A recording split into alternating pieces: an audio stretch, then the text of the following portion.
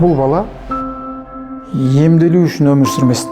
Бұл бала өмір сүру үшін емделмесін. Өмір сүрсін, арасында емделсін. Емделу керек болса, өмір сүру керек. Бізге баламызды берген кезде, біздің баламыздың аяқ қолы айналып кеткен, басы салбырап қалған бір кукла сияқты біздің қолымызға келіп берді. Сол күннен бастап біздің өміріміз өзгерді. Біздің қолымызға бір сау ДЦП баланы алдық. Бұл жақта ең мықты нәрсе ол менің ойымша иман да, Аллаға деген сенімділік. Өмірдің реалий дейді, реалийді қабылдау керек болды. Осындай бізде бала бар. Біз ойлана бастадық, бұл баланы біз не істейміз? Бұл бала қалай елге қосылады? 72 айлық баланың 43 айы стационарда өткен. Былайша айтқанда, өмірін жартысынан көбін ол ауруханаларда өткізген. Өмір сүрмеген, үйін көрмеген, үйін бетін көрмеген. Мен енді өзім үшін бір қиындау бір шешім қабылдау керек болдым. Бұл баланы бұдан кейін стационарда емдетпеймін деген бір шешім қабылдадым. Өмірі емделумен өтпесін, бұл өмірді көрсін деген оймен біз бұны осы жерде бір балабақшаға апардық. Сол жерде Нина Михайловна деген кісі болды. Біздің баланы бақылауына алды. Және де сол жерде бір жылдың ішінде бұл баланы құлап қалған жағдайда отыра алатын жағдайға, және де аяққа тұрып 5-6 қадам басатын жағдайға осы кісінің арқасында ол осы дәрежеге жетті. ЛФК-ның мақсаты балаға отырғызу баланы. Басын ұстатқызу, жүргізу, өздігімен өзіне өзі қызмет жасау ғой. Жүріс қозғалысында ақау құралдармен жұмыс істейміз біз. Отыра алмайды, дұрыс жүре алмайды, мысалға дұрыс қол соза алмайды, мерген алу болған ауыр. Сол балдарды бейімдеу, ортаға қосу.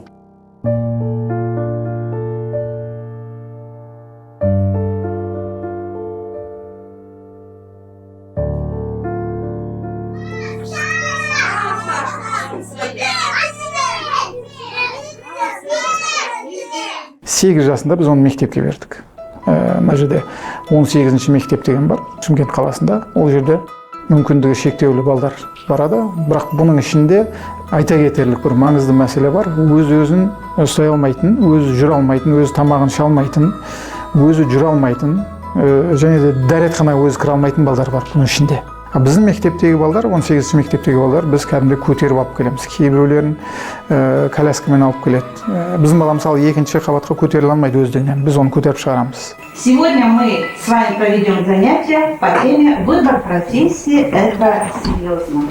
Стюардессы, как и другие, будут очень стройными, красивыми. Я хочу быть экономистом. Мне нравится профессия повар, потому что он помогает людям. Мне нравятся большие грузовые машины, ездить в разные страны и узнать что-то для себя новое. Я хочу стать аналитиком данных. Эта работа очень востребованная, спрос на нее большой. Я хочу стать разработчиком игр. Я хочу стать историком, потому что не знаю прошлое, нет будущего.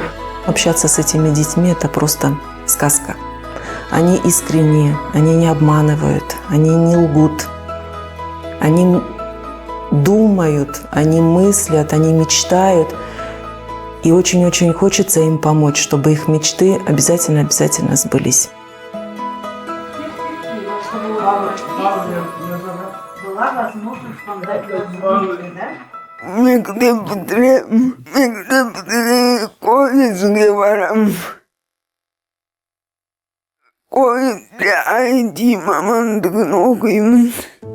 Навижан саған талпынысы өте мықты.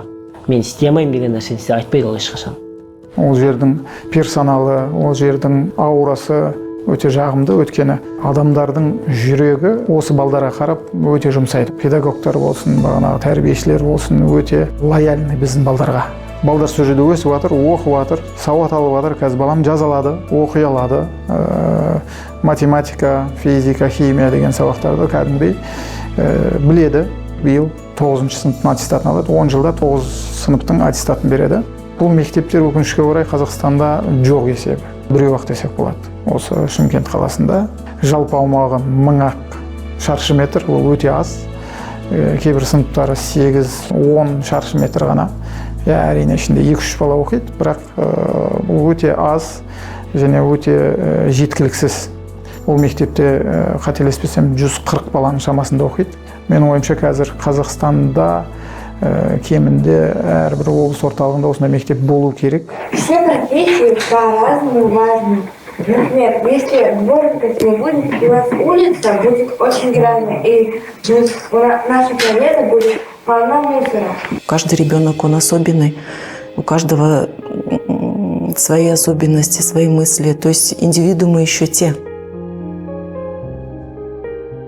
Нан толала макалы, нан узағын жасваңды, зелдеп зацав баспаңды, деліп толғайларға тастаңды. Мақсатты 7 жыл күткен перзентім. 6 айлығында 5-ші поликлиникада анықтап берді. Осындай денсаулығы жоқ жөнінде. Ол кездерде біз үшін қиын кезеңдер болды. Аллаға шүкір, жолдасымыз екеуміз бәрін көтере білдік.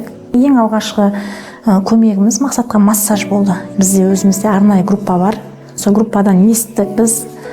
Осында шектеусіз үміт оңалту орталығы деген бір жақсы орталық бар деді. Сөйтіп, сол шектеусіз үміт оңалту орталығына апардым баламды. Содан ол жерде мамандармен таныстық, өте жақсы, керемет бәрі. Сол жерде Руслан деген инструктор маманы болды, өте жақсы, өз маманының шебері. Сол жігіт Мақсатты аяқтан тұрғызды. Тұсаукесер жасап берді бізге. Осы шектеусіз үміт оңалту орталығының ағайлар, Мұрат ағайлар өте бір жақсы, керемет деңгейде өтті. Жалғыз Мақсат емес, сол жерде 3-4 баланың тұсауын кесті. Мақсатты талпынысы мықты. Баланың өзінің талпынысы мықты ба, сен одан сайын оны арттыруың керек та. Бірінші несін талпынсын, несін шығармадың ба, ол бала болды ғой, шаршаған күйде кетті, шаршаған күйде кетеді ғой сенен. 1 жастан аса, сол 1,5 жасында бүкіл зат, бүкіл адам оған тек қана ат болды. Ат деген сөзі шықты. Бірінші сөйлеген сөзі. Ал бізде қуаныш деген күшті, керемет. Былтыр мектептен Мақсатқа жаңағы арнайы өзіміздің президентіміз Тоқаев мырза жаңа жылдық сыйлық бөлді. Сөйтіп Мақсаттың шотына 100 000 теңге аударды. Жаңағыдай сөйтіп оған папасы жаңағы бірінші есімізде ғой, бірінші ат деген сөзді айтқаны.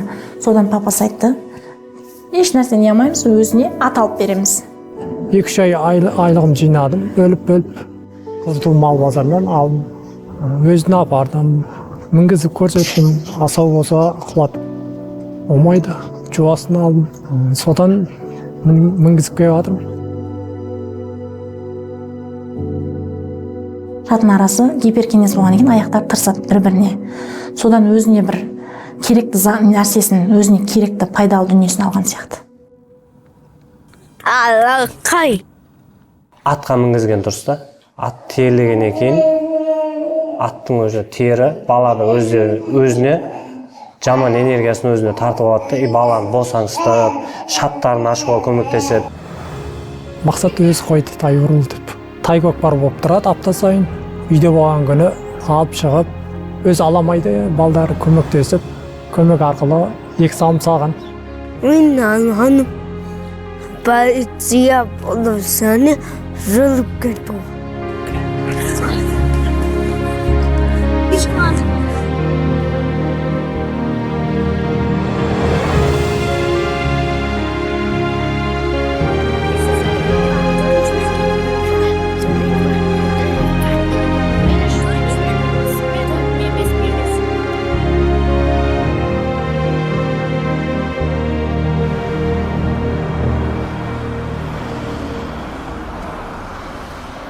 Арманым ба, денім сау болып тұрса, Алла тағала қуат беріп тұрса, арманым осы қызды Индияға апаруым керек. Индияға апарып, көрсетіп, медицина ол жақта өте қатты дамыған. Ойлаңызшы, басын ұстамайтын тұғын, көзі көрмейтін, тамақ жей алмайтын, су іше алмайтын тұғын, отыра алмайтын тұғын, тұрмайтын тұғын. Әшін қазір демепсен тұрады уже. Мойын ұстады беймарал уже, отырады. Демеп қатты отырамаса да, бір уже отырады. 7 нәрсеге уже бері қарадық қыз, Құдайға шүкір. тырыш құдай ғой енді. Осының бәрін қарағаннан кейін уже мен ары қарай дальше кеткім келіп жатыр да.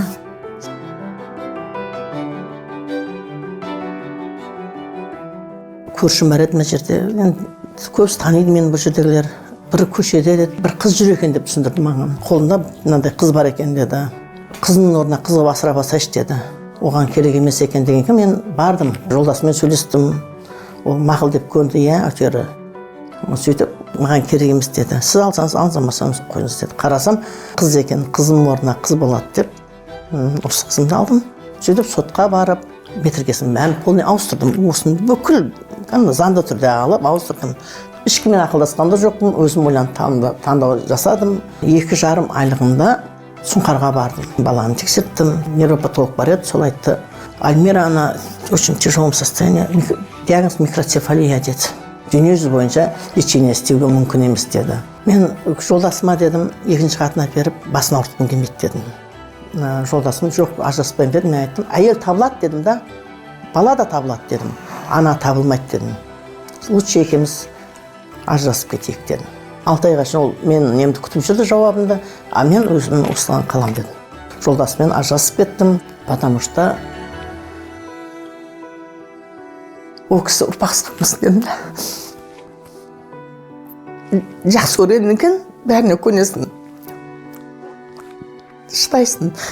Қиналсам да, бірақ ешкімге білдірмедім да, шетке шығармадым. Мен мықтымын. 38 жасымда Алияға өмірімді арнап шешіп қойдым. Осы мен қаламын, Алла тағалам енді керек баласын алып кетті. Осыны маған берген шығар. Осыны берген шығар емес, берді болды, все. Молодец. Ортасынан бір бөлеміз. Менің мамам өте жақсы адам. Керемет адам. Сапаркүлдің есімін біз енді қоя алмадық, себебі Сапаркүл өзі Сапарайда босанған екен. Сапаркүл деп қойылып кетті. Мен медбикемін. Мен негізі мамандығым бастауыш сынып мұғалімін, садикте қызмет еткем. Сол қызымның осындай диагнозына, несіне, отбасылық жағдайыма байланысты мен 2009 жылы түсіп, фельдшерді оқып бітіргенмін. Арасында жұмыс істеп, вечернийға барып оқып, қызға қарап, сөйтіп жүріп оқып бітіргенмін да. Мен ойлаған бұл мамандықты тек қана қызыма жаңағыдай уколын салам, массажын істесем, сөйтіп не қыламын деп, бұл мамандықта жұмыс істеймін деп ойлаған жоқпын мен. Жақында ЛФК мен массажын мамандығын оқып, осы қызыма тәжірибе ретінде қызымды апарып, екеумізді оқып, массаж істеп, ЛФК істеп үйрендім да. Любой адам оны істей алмайды. Неге? Мысалға бір баланың мысалға қан айналымы дұрыс болмайды. Бір балада судорога болады. Бір баланы қатты қинасаң, қаны басқаша айналады, жүрегіне ақау болады. Мысалға біз медицина маманы болғаннан кейін, мысалға баланың түріне қарап, енді өз саланың неге түсінесің оны. Мысалға мен бұл жерде істеген соң, мен мамамын бұл жерде. Ол менің істеген нәрсемді енді атамда толық істей алмайды ғой. Егер ол толық істейтін болса, ол да мамам болады ғой. Ол бергі әкем несі бар ата-анам. 18 жасқа дейін упорно емделдік. Жылына 2 рет, 3 рет емделіп жатырмыз. Қазір бізде емделетін жер, баратын жер жоқ сөзін ашығы. Біз енді осы Марат ағаның шектеусіз үмітке негізі біздің жасымыз үлкен да. Біздің жасымыздағы адамды алуға бұлар міндетті емес. Шектеусіз үміттің фондтағы балдардың бәрі майда балдар. Ол жерді ұнаттым, коллективінде ұнаттым, бауыр бастым да негізі. Сол жерде апайларымен де сырласып, кейде жаңағыдай үйде отырыс болсақ, Сапаркүл туғанымызды шақырып араласамыз да, сол жерге мен өтініш жасап, документті өткізгенге бұлар бұл кісілер қабылдады да. Біз тек қана единственно осы жерге барамыз, басқа жер жоқ бізде. Шектеусіз үмітке, Руслан бар, Марат ағай, Марат жігітке рахмет, Сәулеге рахмет. Қанша жерге апарды, коронавирус кезде де біраз қыдыртып, бәрі қамал бұтқан кезде Түркістандарды көрсетті, әулие қыдыртты. Одан кейін ол шектеусіз үмітке тауға апарып демалдырды. Екінің бірінің қолынан келе бермейді ондай нәрсе. Әйтеуір қуанып қаламыз ғой, сол жерге барсақ, әкеміздің үйіне барғандай болып қаламыз, мәз қуанып, как жүгіріп жүреміз ғой, ішіне кіріп алып. Қарымыз аш барса, сол шай қойып ішіп аламыз, оқтап тек өтірік не қыламыз. Сол баламен жүргеннен кейін олар бізді түсінеді, біз оларды түсінеміз, ризамыз. Өте керемет, рахмет. Нұршалия ханым, Марат мырзаға да айтамын, постоянно айтамын. Енді сіздер садик ашсаңыздар деймін да. 18-ден асқаны кейін біздің осы ерекше балдарға ешқандай фондта алмайды, емделетін оңалту да жоқ екен, емханада да андай порталда жоқ екен, жаңа квотада бөлінбейді екен да. Неге мен соны таң қаламда, осы сұрақты біз көтеріп жатырмыз қазіргі таңда. Осы сұрақ мені жаныма қатты батады да. 18-ге толған екен бұл баланы тастап қоюға болмайды ғой. Привет, милые уточки. Она блефует. Можно узнать, как такая прекрасная семья Кряков оказалась тут в холоде и сырости? Біз қазақпыз, біздің өңірде тұратын өзбектер болсын, қазақтар болсын, біздің менталитетіміз бір-бірімізге жақын болғаннан кейін бұндай баласы бар көп отбасылар балдарын халыққа көрсетпейді, шығармайды. Үйінде ұстап отырады, оқуға апармайды. Халықтың арасында мүгедек балдар, мүмкіндігі шектеулі балдар проблемасы жоқ сияқты болып есептеледі. Өйткені біз оны өшіріп тастағанбыз. Жоқ, ол біз үшін жоқ. Сол үшін бұл проблеманың шешім жолдарында ешкім ойлап жатқан жоқ. Сол үшін ол солай жабулы қазан ретінде қала береді. Жолдасым көп, сол туралы көп нәрсе айтатын еді маған. Жоқ, біз керісінше бұл баланы көп шығарайық дейді, жаңағы социумға. Адамдармен көп араластырайық, көп нәрсені көрсетейік. Әрі бұл балаға өзіне болашақта дамуына өте көп жаңағы әсер етеді. Әрі адамдар бұл осындай қоғамда осындай мүмкіндігі шектеулі адамдар бар екенін көрсін. Кейбір балдар 10 жыл өмір сүреді, кейбір балдар 20 жыл өмір сүреді, кейбіреулері 3-4 ай, 5-6 ай өмір сүреді. Соған байланысты өмірдің бір қызығын көру мәселесінде біз оларға жағдай жасап бере алмадық. Мен баста көп ұнап шықпайтын тұғым. Кейін больницаға барып, жан-жақта Астанаға бардық, Шымкентте көп арасында жат тұрған кезде андай қылатын. И менің өзімнің бұның әпшелері, ойбай, жаңа туылған кезде, лечениесіне барған кезде, давайте пенсияға шығарайық, өзінің ақшасына өзі кетеді ғой. И олар айтады, қойшы, ят қой, не қылады, осы үйде осында инвалид бала бар екен, пенсия алады екен деп айтады. Қалай ертеңсен оның лечениесі көп, уже мен көрдім ғой, дәрілеріне нандай пара жас беріп, прям 100 мың қаласын. Осыны жаңа қабылдасаңдар, жақсы болып кетеді, еңбектеп кетеді, отырып кетеді. И потом бір жасында қойды ғой диагноз. Сол кезде өзім іздегеннен кейін, ары бері шығып көргеннен кейін білдім да бұған, ақша лечениесіне көп кететін.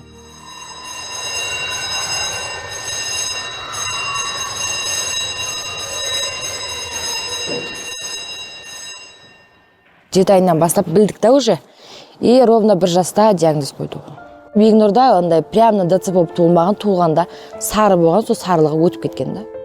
Көп санай қылады да, барлығын түсінем, бір-бірле білем, дейді. Ол уже кәдімгі полностью дені сау да, просто сондай сарылығы өтіп кеткен екен, осындай болып шыққанда. Ол даже орнынан тұра алмайтын, оған мен кәдімгідейше ұрып тастайтын да кездерім болатын, сен неғып тұрмайсың деп. Сөйтсем ол өзінің кәдімгі туылған бала еңбектейді, тұрады, сол сияқты болады екен да, олардың да өзінің уақытысымен болады екен да. Қазір өз-өзімен жүре алады.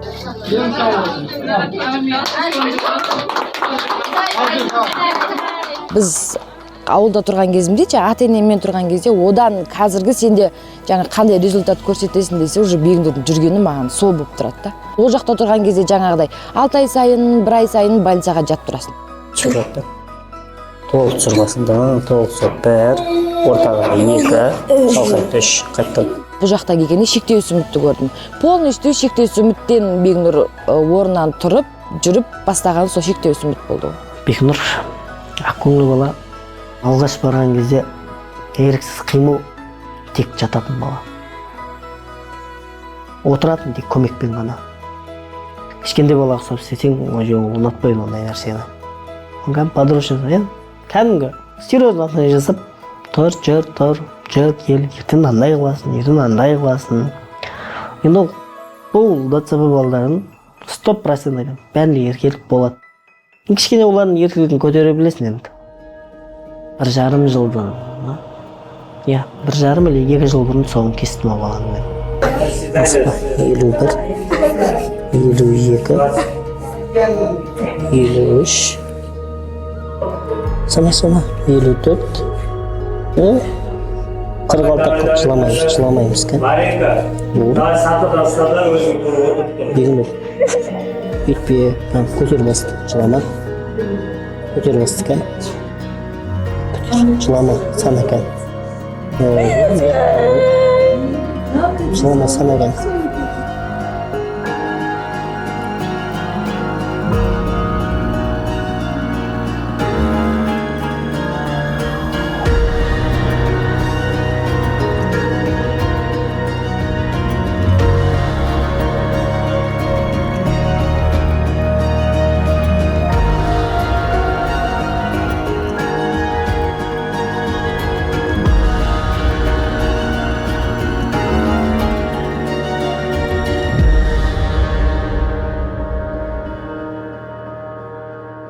Біз Бейнұр екеуміз сабақтан кейде такси келеді, кейде такси келмей қалады. Такси келмеген кезде специально көп жүрсін деп остановкаға жаяу алып барып, автобусқа мініп үй жақтан түсеміз. Көп движение болсын деп. Сол кездегілер де автобуста алар бүйтіп қарайды ғой, бізге кәдімгідей. Андай басқаша көзбен қарайды. Уже взгляд көрінеді, а мен оларға мән бермеген сияқты болып отыра бересің. Бұл балдардың бағанағы сыртқа шығу мәселесі бар. Бұларды енді жоқ деп есептегеннен кейін пандус жоқ дейміз. Пандус жоқ, потому что неге пандус жоқ? Өйткені анау адамдар білмейді ондай нәрсенің бар екен. 99% адамға егер де дұрыстап барып түсіндірсең, көрсетсең, ол сол пандусты ол дұрыстап істейді. То есть ол бағана снип бойынша қанша градус болу керек, соны істеп береді олар. А оларға ешкім оны түсіндіріп жатқан жоқ. Біріншіден қалаға базар неге шығамыз ғой коляскасы. Коляскаға вообще сыймайды. Мынандай лидау қояды, литіп қояды. Мысалы мынандай коляска бол, оны екі былай ортадан дәу инвалидный коляска қойып, ортасына тағы қойса да болады, мысалы темірді. Мысалы ондай нәрсе жоқ бізде. Біз адам орнына санамайды. Мысалы мында типа көшеге шығып қалсаң да как будто андай не ғой андай. Бір андай жаман адам көресің оны, инопланетаны жүріп бажырайып қарайды да.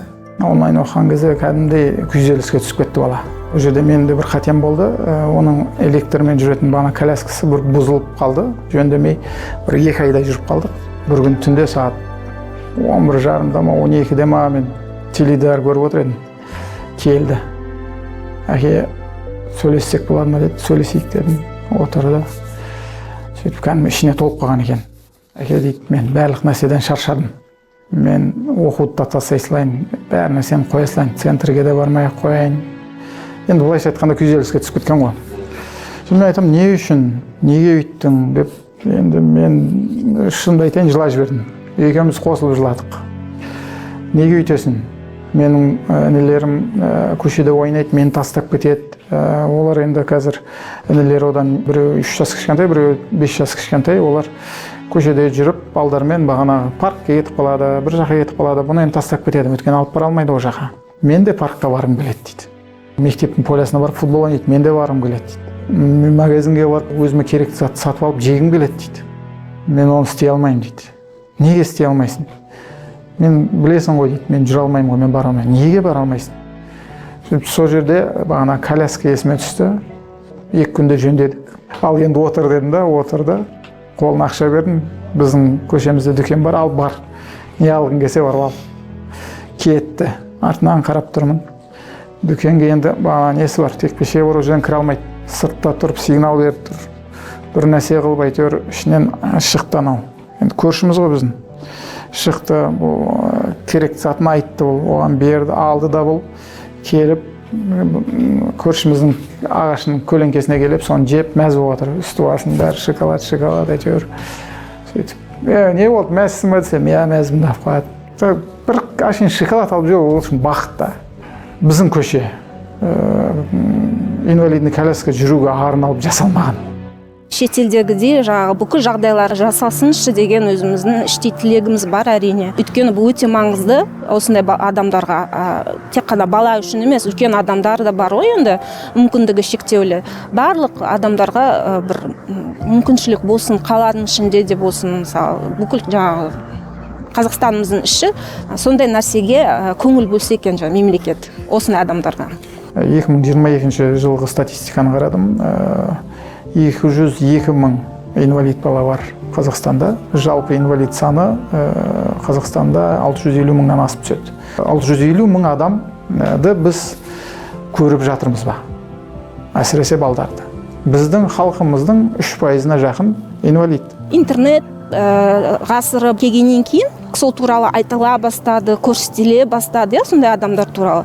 Ол өте үлкен бір жаңағы үлес, бұл мүмкіндігі шектеулі балдар адамдар үшін үлкен бір мүмкіндік. Өйткені тек қана біз ғана емес, осындай адамдар да өмір сүреткен арамызда деген адамдарда пікір қалыптасады. Олар да адам, олар да өмір сүруге құқылы, олар да бақытты болуға құқылы, үйленуге құқылы, жұмыс істеуге құқылы.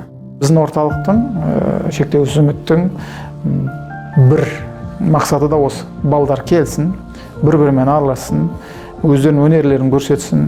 Сурет салып жатыр, выставка өткіздік біздің балдардың суреттерінен. Осы жерде Шымкент қаласында, ол жерде оны аукцион ретінде саттық, ол суреттерді. Одан кейін наурызда, жаңа жылда, басқа да маңызды күндерде біз жиындар жасаймыз. Өзіміздің центрда балдардың өнерін көреміз, оларға өнер көрсеткіземіз, би билеткіземіз.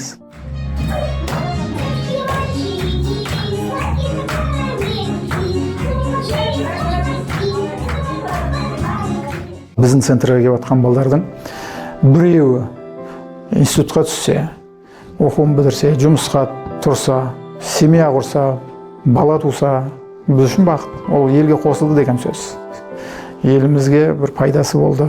Оның өзінің өмірі де ел қатарлы болды деген бір тұжырым болады деп ойлаймын. Біздің мақсатымыз сол. Ары қарап бұл балаларды тастап қоюға болмайды да. Енді кішкене жаңа бір-бірін көрсе, менің алдағы басты жоспарым енді құпия еді, негізі айтайын. Мен осы қызыма жаңағыдай тұрмысқа берсем деймін да. Тұрмысқа берсем жаңағыдай хотя бір бала дүниеге әкелсе деймін да, жаңағы қызым. Осы мақсатым үлкен жігіт болып, үйленіп, бала шағалы болып, ойнап күліп жүрсе, сол менің арманым. Оқуымыз керек, ел қатарлы жұмысқа тұруымыз керек, ел қатарлы бағана семья құруымыз керек. Солай болуымыз керек. Сенің барына шүкір деймін да. Мына жерде көршіміз бар. Осындай инвалидті балам жоқ қой деді, сөйтіп жылады маған. Осындай инвалид балам да жоқ қой, ескейтін, сіз осы обеднесін ескеп, ескеп жүрсіз ғой дейді да, өстіп өсіріп жүрсіз ғой деп жылады ғой. Талай сұрақ қойды да, өкінесің ба ажырасып кеткеніне, өкінесің ба осындай қыз асырап алғанына. Мен еш уақытта өкінбеймін. Менің бақытым да, барым да, назарым да, тәнім де, бірінші арманым да. Осыған сансыз шүкіршілік қыламын. Бұндай қыз ешкімде жоқ деп ойлаймын. Қараңыздаршы, сұлудың сұлуы.